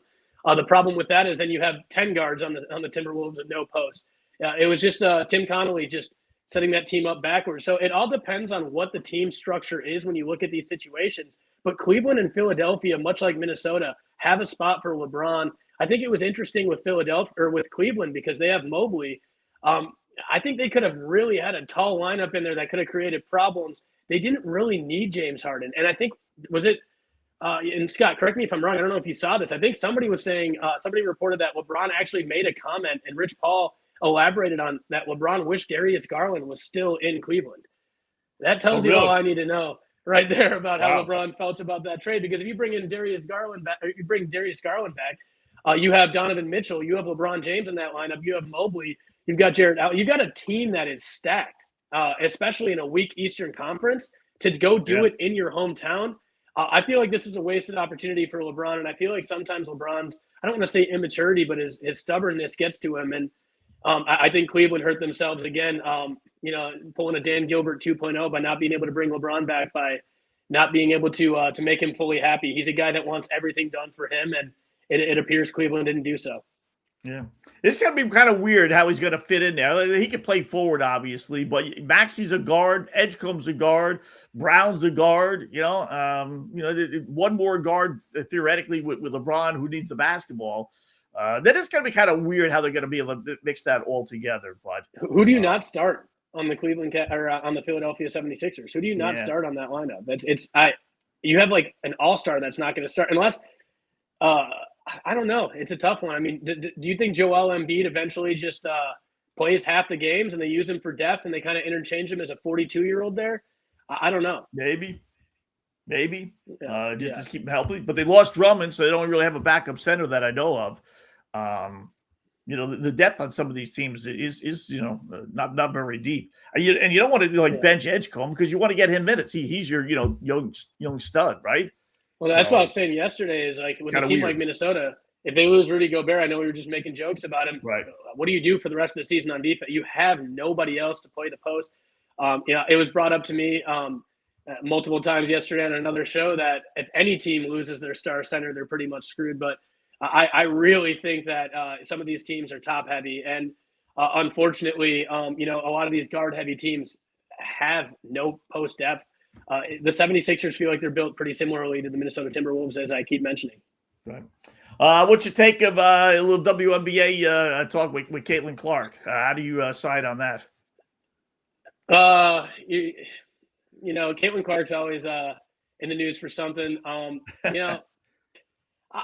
say this: I don't have any takes on the stuff that she does outside of basketball, but I watched my first real Caitlin Clark-esque game in a while last week, where she put up 45 points and 10 assists. It was pretty cool. You kind of got to see the star power that she has. But her and Sophie Cunningham are whether you agree with them or don't agree with them, they're going to push the envelope on certain things, and they're gonna expand their fan base in some ways and cut it down in other ways. And I love it for the league. I think parity is a lot of fun, and having different types of personalities makes the league a lot more fun. I'm the biggest fan of the WNBA ever. My favorite player in the whole league is going to be Asia Wilson, and obviously as a Minnesota Lynx fan, that's tough with all the stars that they have. But I think the funniest thing for me, Scott, I know you some of these locker room stories and stuff bring a little bit of humor. Olivia Miles falling to the Minnesota Lynx is a story that's not being talked about enough right now in the WNBA. This Olivia Miles is legitimately an MVP candidate. She's one of the best players in the whole league already. She's obviously the rookie of the year. But that happening, obviously, because of the Paige Beckers effect in Dallas is crazy for Minnesota. And if I was in the rest of the league right now, I'd be pretty frustrated with the fact that the Lynx got even stronger than they already were. But you got a lot of fun teams right now. You got the Indiana Fever averaging 95 points. Kelsey Mitchell and Caitlin Clark, when they both play, they can't be stopped. You've got the Minnesota Lynx averaging over 91 points. You've got the Las Vegas Aces averaging over 90 points.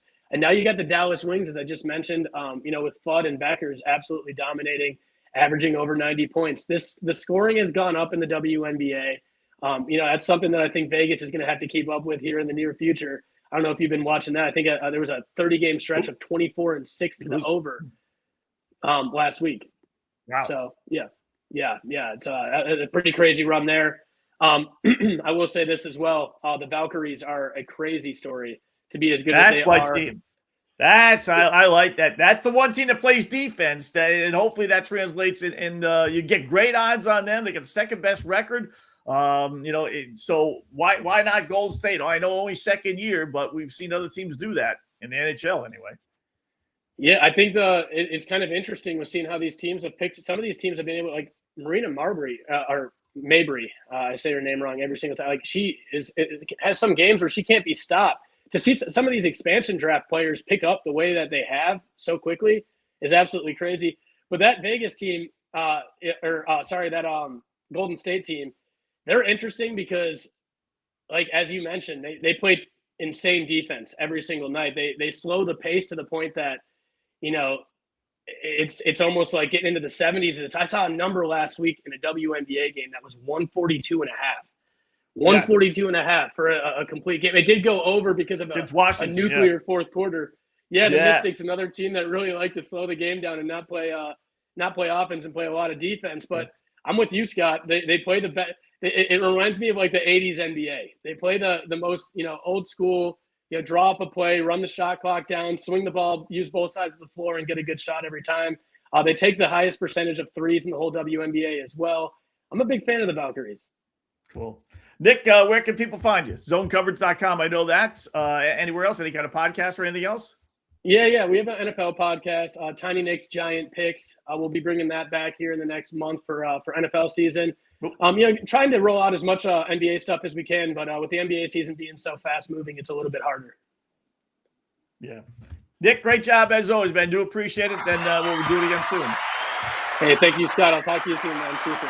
You got it, man. There you go. Nick Hamaty from zonecoverage.com and at Tiny Nick's Picks as well. So let's take a break here, one more break, and then we got a few more things to get to before I want to leave you. So a little more college football or college sports anyway, and we'll update our second half MLB baseball plays, and then our daily, we'll leave you with this. You won't want to miss this. We might not be on the air after we play this, but we'll get to it in just a second. Right here on the Scott Wetzel Show. Hi, golfers. IndyCar Tim here. I want to talk to you a little bit about Golf Central Magazine. It's not just a golf magazine. It's the magazine for everything. Turf, travel, philanthropy, and lifestyle. Head over to golfcentralmag.com and check out the latest issue. Some of the regular features in Golf Central Magazine: the Golf Bachelorette of the Month, the Golf Bachelor of the Month, the Golf Cart Girl of the Month, Golf History, Grip It and Sip It. So head over to golfcentralmag.com. It's free. It's the magazine for everything: turf, travel, philanthropy, and lifestyle. Golf Central Magazine at golfcentralmag.com. We'll see you there. Hey folks, let me tell you about Bay Area Modern Medical Center, a very different kind of approach to primary care. Personalized preventative medicine, not a one-pill-fits-all mentality. Christopher Lugo and his experienced medical staff are proactive in looking at issues before they become a problem, encouraging a healthy lifestyle with proper diet, supplements, and exercise to optimize your active lifestyle. Rather than the impersonal, rushed approach, you will be the only patient and will have our full attention. That's new. Getting old is inevitable, but feeling and looking old is avoidable. Bay Area Modern Medical Centers are experts in anti-aging regenerative medicine that optimizes your body's performance in many areas. So call for an appointment to get started on a journey back to full health and a happy life with a new, modern way of healthcare. Call 844-977-3477 or go to BAMMC.com. That's 844-977-3477 or BAMMC.com. Today's show is brought to you by Tomstown, a premier craft distillery based in Kansas City, Missouri. Discover their award-winning lineup, including double oaked bourbon, botanical gin, and double grain vodka. Named the best craft vodka by the readers of USA Today. Available for online delivery in 40 states. Visit toms-town.com or their Kansas City distillery to explore more. Elevate your game with Tomstown, where history meets innovation. Please enjoy responsibly. Hello, folks. Let's talk a little bit about turf life. And what is turf life? It's pretty much if your life involves turf in any way, shape, or form, you live the turf life. Go ahead and brand yourself with the turf life. Maybe a back window decal, maybe a hat. You know where you can get those kinds of things to showcase that your life revolves around sports and or anything that involves sports. If it's a sports business or sports education or just your enjoyment of the outdoors, head over to turflifeclub.com. Become a turf head. Join the club today. You can do that by going to that said website that I just told you to go to. You can snag your window decal like I was talking about, or any of your other turf life accessories. Show everybody that you live the turf life, and we'll see you there over there at that turflifeclub.com. Although it may seem tempting to go without health care insurance, the financial risk far outweighs the gain you may experience. For example, did you know if you simply broke your leg, it could cost you nearly $7,500? Put on top of that a hospital stay, you could be looking at $10,000 to $15,000. Ensuring that you don't go uncovered is so important, as according to CNBC, high medical bills are the highest contributing factor to why Americans end up taking money out of their retirement savings, or worse, find themselves filing bankruptcy. So go to don'tgouncovered.com or call 800-669-1505. Now, depending on your income, you can get plans for zero premium. Our experts will guide you through the process effortlessly. They will shop many plans and find the one that's right for you. I called and I have full health coverage through Florida Blue for zero monthly premium. It's a free call. So why go uncovered? It's a huge risk. Go to don'tgouncovered.com or call 800-669-1505. That's 800-669-1505. Orion Golf Management Solutions. Orion Management Solutions has tailored its service packages just like it tailors its approach to customers. Some owners need more supervision, while others need periodic assessment of their short-term and long-term strategies and programs. Orion can be called in to develop a business plan with the existing staff, or we can assist with the daily management of a facility or event. Either way, we make sure the client is satisfied and understands the direction the facility needs to go in order to achieve the owner's goals. Orion Management Solutions can help with owner assistance service solutions, daily course management, business plan development, monthly operations, or as-needed consulting services. Whatever your need, Orion Golf Management Solutions can help. Check out oriongolf.com. Let's go. Right now, back to the show on FanStream Sports. All right, welcome back. It is the Scott Wetzel Show right here on a Friday afternoon. FanStreamSports.com, YouTube as well, the Scott Wetzel Show. So a couple more things to get to, but do appreciate both our guests today, Justin Termody, Sirius XM NBA Radio, and then Nick Hamaty over at ZoneCoverage.com and at the Real Time and Nick Picks as well on YouTube. So a couple of things here. First up, back to college sports for a second. I did want to play this because, we love to beat up on college sports, and rightfully so. And here's just more fuel to the fire, as the saying goes. So two things. Texas head coach Steve Sarkisian, you get the SEC media day, so all these guys are talking, right?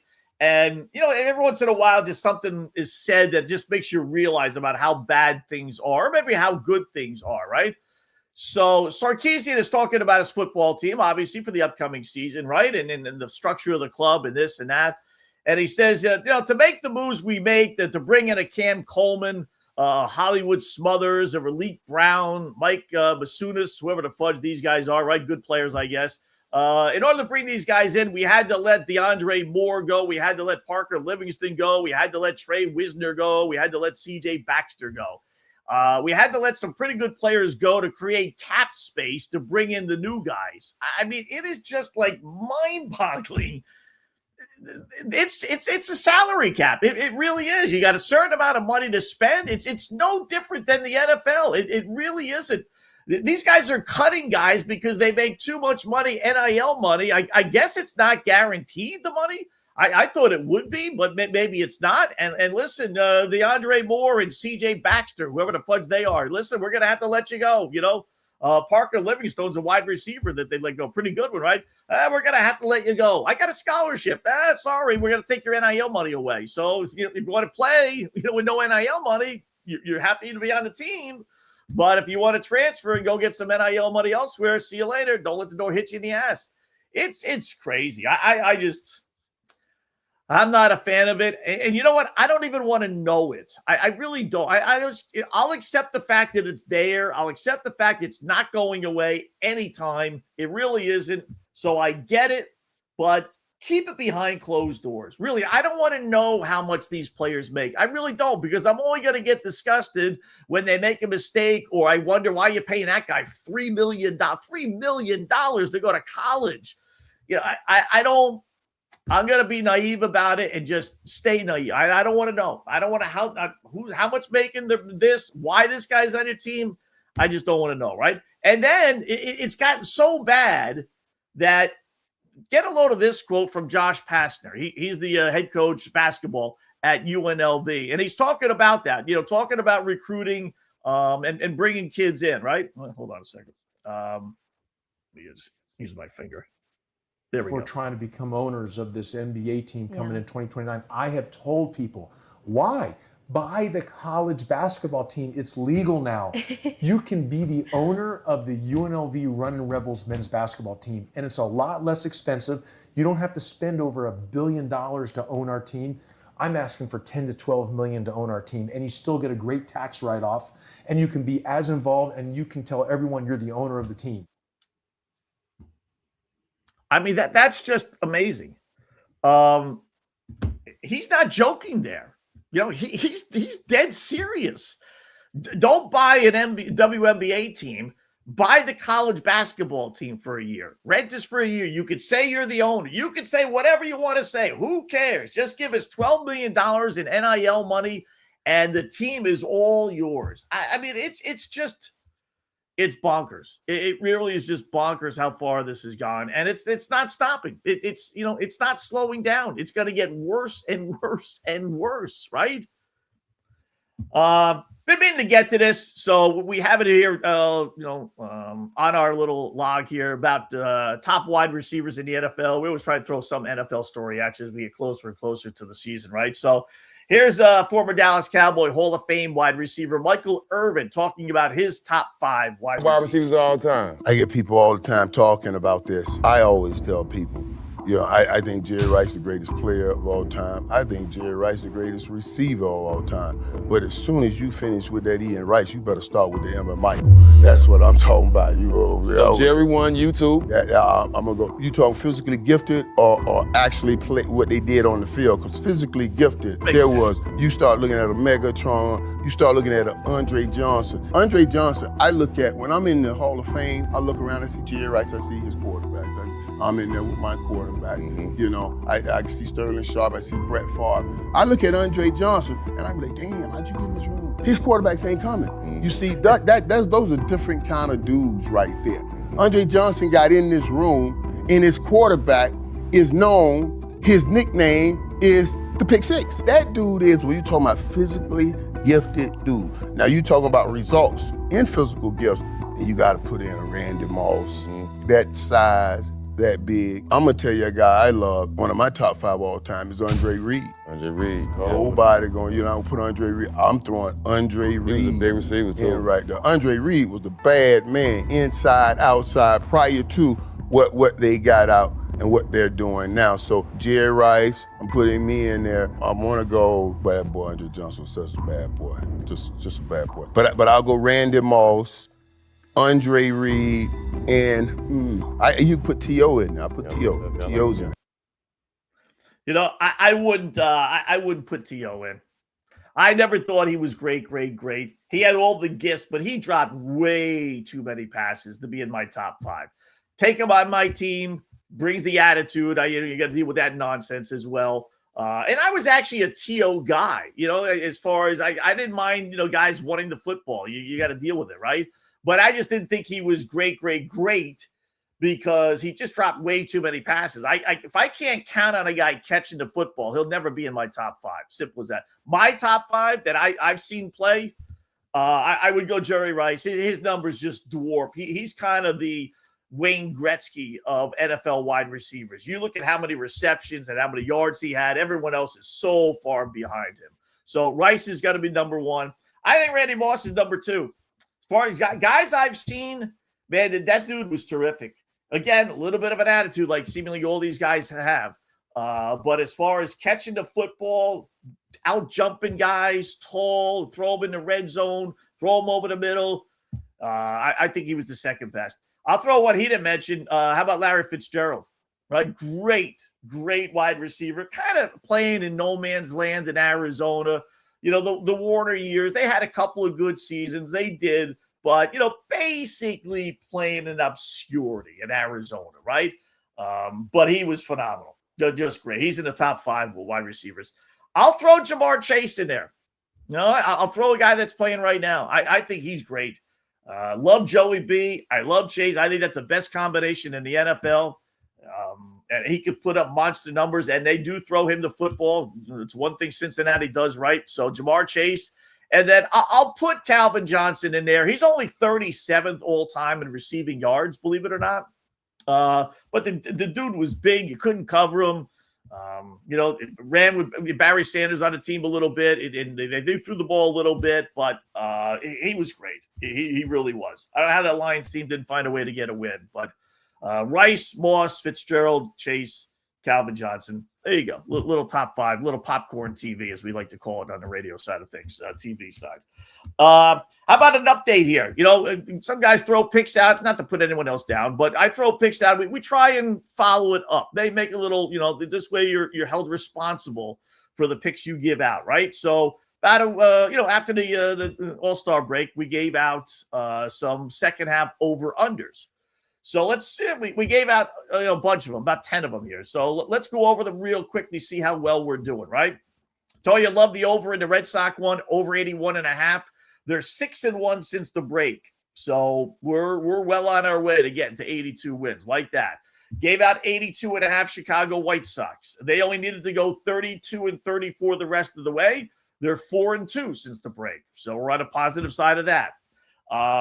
Over 94.5 Milwaukee Brewers. They needed to go 36-30. They're 5-1 after the break. Looking real good there. Gave out over 100.5 LA Dodgers. They needed to go 40-25 the rest of the way. They're 4-2. You keep on going 4-2, 4-2, 4-2. You'll get to 40 wins. So that's looking halfway decent. Some of the ones that aren't. All right. Philadelphia Phillies. They needed to go over 89.5 wins, which means they needed to go 36-29 the rest of the season. They're 2-4. They lost 2 out of 3 to the Mets at home. You can't do that, Philadelphia. So I'm a little disappointed in them. Gave out over 79.5 Houston Astros. They needed to go 33-31 the rest of the way. They're 3-3, so not horrible, but you know we need a little bit better than that, Houston. The one killer is we gave out over. We put the black cloud on the Miami Marlins over 82.5. They needed to go 31-34. So 3 games under 500, right? They're 0-6. They're riding a 9-game losing streak. we need clearly for them. Now, I mean, listen, they still only need to go 31-28, which is more than doable. But that's the one where it's kind of like we got to get them out of this little funk there. So as far as our overs are concerned, we have 1, 2, 3, 4, 5, 6, 7. We have 8. We have 5 that are going good, and then 3 not so good. And really 2 of them are kind of mediocre. Really just the Miami one is the killer. Gave out 3 unders. Gave out under 63.5 Colorado.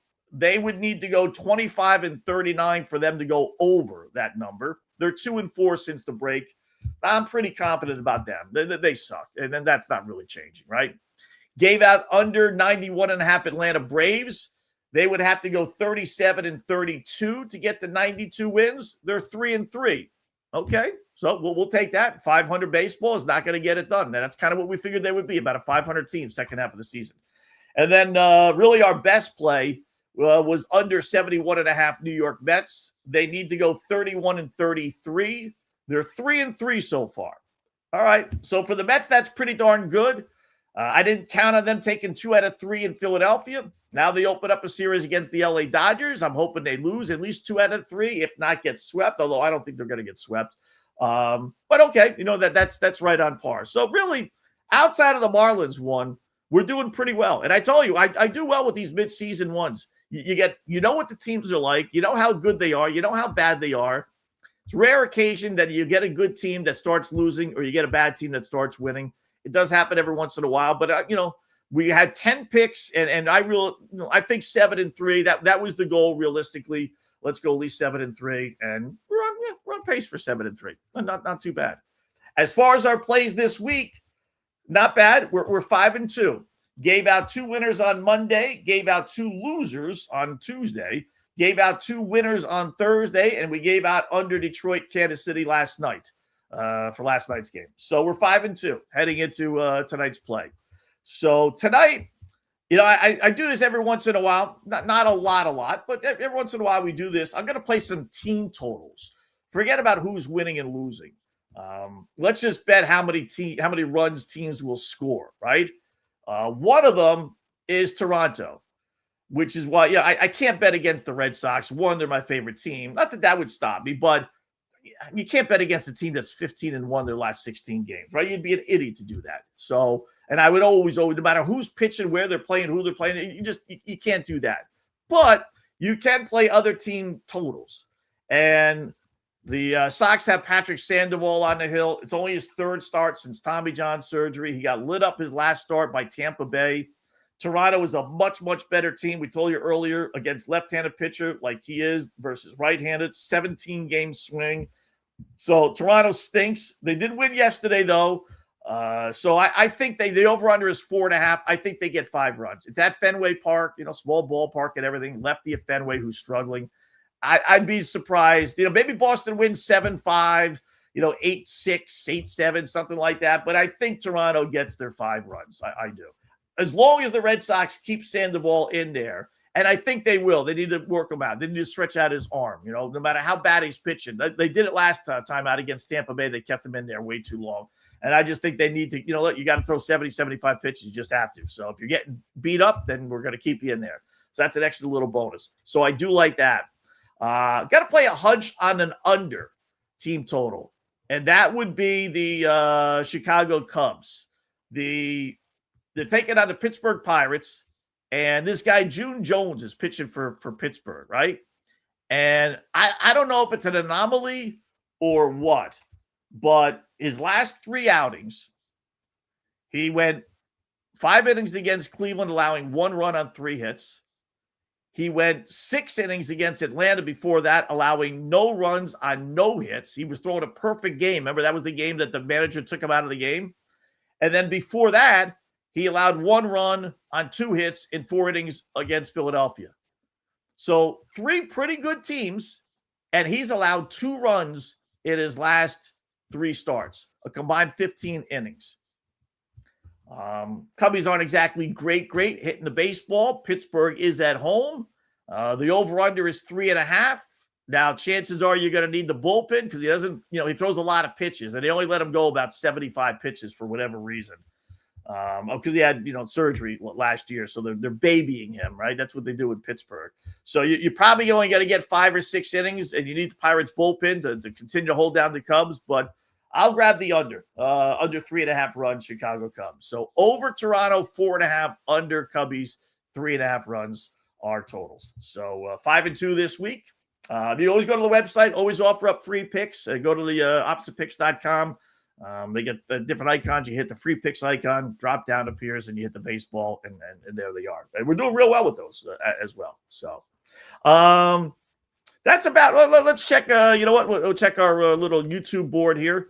Hanging Iron 86 says Mariners to win the series against Texas -105 first 3 games. Yes, that is. I'm glad you mentioned that. I don't know if that's a 4-game series or not, but if it is a 4-game series and you bet the series, it's based on the first 3 games. It doesn't go 4 games. So if they lose the first 2 games, win the next 2, you walk away with a split, right? No, you lose the bet. It's always based on the first 3 games, even if they play a 5-game series. Although, actually, you know what? Maybe, I don't know about that. But 4-game series, it's definitely based on the first 3. So I do appreciate that. Got a good buddy, Michael Grant. That was Dan Campbell talking. I don't think that was Dan Campbell. In the NBA video, no, that wasn't Dan Campbell. Why would it be Dan Campbell? I don't think that was Dan Campbell. Let's check the emails here. See if we got any emails. swoppositepicks@yahoo.com, by the way. I guess I should give that out if I'm going to take emails, right? Johnny, one of our LLs from the podcast, Scott, LeBron signing with the Sixers. I was thinking now he's the latest replacement for the media to go gaga over for the next 2 years now the Tiger's out of the news. Yeah, listen, John, they've always gone gaga, right, over LeBron, no matter what he does. So I didn't realize that second year, like we were talking with Nick, is not guaranteed. I thought it was 2 years and then an option for a third year. He's probably right. So we're going to go through this whole process all over it. He's not retiring. He said he wanted to play 2 more years. So, I get, and I understand why he's doing it, theoretically. I think he's doing it because he's a media whore. He wants the attention. But I could see, listen, I don't want to be stuck on a team that I don't get along with. These players are going to be jerks, and I don't like these guys, and blah blah blah blah blah. I want to get the fudge out of here. So I'll give you a year and make it a second year option, and then if I like it, I'll stay, and if I don't, then I'm leaving. Which means what? They're going to have to kiss his ass for the next year. That's what that means. They're going to have to do whatever he wants. Otherwise, he'll just bail on them. So, but I think I think that team will be all right regular season. I do. Anything else on the world of Twitter that we need to throw at you? Everyone talking about LeBron, but let's scroll down here real quickly. Bronny trying to get on a plane to Philadelphia.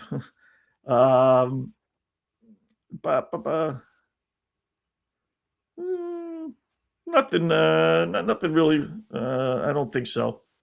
I got to send out the picture. I referee some basketball, and there's a guy who's a dead ringer for Dave Portnoy. Dead, just dead ringer.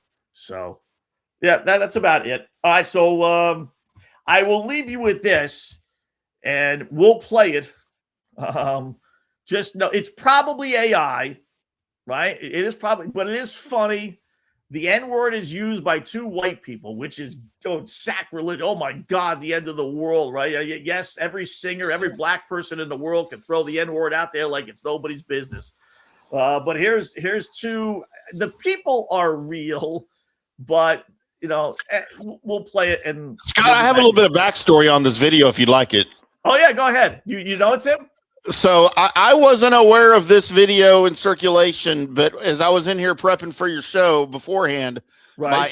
my now 18-year-old son was in here. He's like, and he saw the video on my screen. He's like, "Why are you looking at that?" I was like, "Well, Scott wanted to play it on the show today." I said, "How do you know about this video?" He goes, "Dad, that video's been in circulation since I was little." Really? So he has been aware of this video since, first grade. Like it was a thing back then, 18 years ago. Well, 15 years ago, whatever. And my math is horrible. But so I was unaware of this thing until you showed it to me. But apparently this is something that's been out there for a long time. And they just keep on updating. Like it's the same video, but I saw this video. The one we'll show you is just pertaining to Jesus and whatever. Yeah. But I saw one where they're saying this is like how Clemson Dabo Swinney recruits players. So right. I think they had the same video, but they just kind of throw new storylines behind it. Correct. Yeah. Right. Yeah. All right. Well, we'll do it just the same because we want to throw it at you. We always like to throw some kind of zinger, some goofy story every single show we do at the tail end. So maybe we won't play the whole thing because they do use the N-word, but it is pretty funny. It's the first time I've seen it. So here we go. Well, I wrote this song for the Christian youth. I want to teach kids the Christian truth. If you want to reach those kids on the street, then you got to do a rap to a hip-hop beat. So I gave my sermon an urban kick. My rhymes are fly, my beats are sick. My crew is big and it keeps getting bigger. That's 'cause Jesus Christ is my nigga. Woo!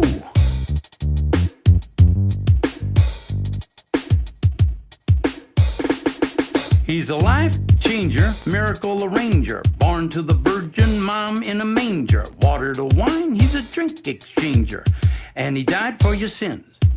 I preach the word, that's my gig, and I rhyme better than Notorious Big. All the other MCs, I wish them well, but if you live in sin, you burn in hell.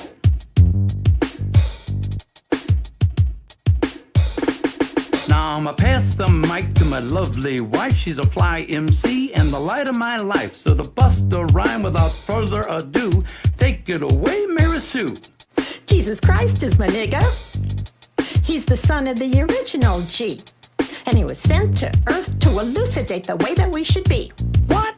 Like if another MC says you're a freak, you're a lame butt rapper and your rhymes are weak. I don't get mad and I don't critique. I forgive him and turn the other cheek. I don't blaspheme and I don't brag. I don't cuss and my pants don't sag. I do exude a little Christian swag and I'm proud to be an American. Jesus Christ is a nigga. Let his light shine through ya. Let his love pop a cap in your butt and say hallelujah. Jesus Christ is a nigga. He's our homie MC, JC, you see. He's an honest, caring, peace-loving nigga like me. If you do drugs and you think you're cool, you need to come to Sunday school. Put those drugs in a garbage can. Stand up tall, you're a Christian man. Word up. I'm freestyling. Hit me.